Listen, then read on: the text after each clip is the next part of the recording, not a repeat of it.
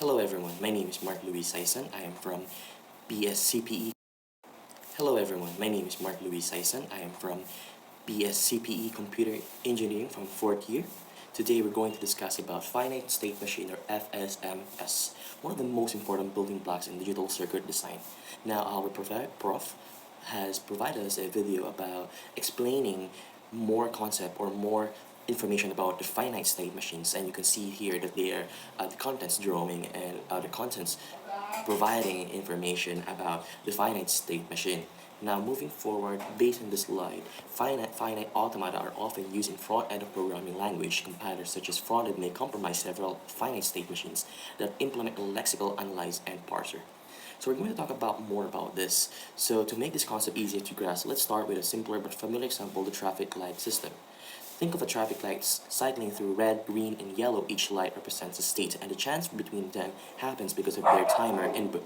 For example, when the timer says time's up, the state moves from red to green. If the timer hasn't elapsed, the light stays red. This illustrates the basic principle of FSMS. The next state depends on the current state plus the input. We can record these rules in a truth table based on the uploader's video. You can see that he is using a truth table and the middle part here. Now going back to the circuit, so we can record a chart that lists all possible combination of current states and inputs and shows the next state and output. To make this practical, we use encoding. For instance, red is equal to 0, 0, green is equal to 0, 1, yellow is equal to 1, 0. So the FSM can be implemented using binary logic circuits.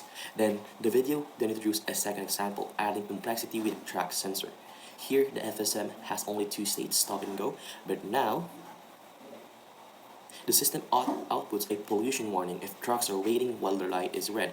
Notice the difference. In the traffic light example, outputs depend only on one state. In track example, outputs depend on both state and input.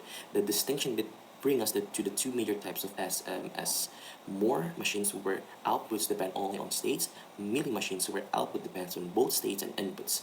More machines are super unstable, while milli machines can respond faster to changes, though they require careful designs to avoid glitches.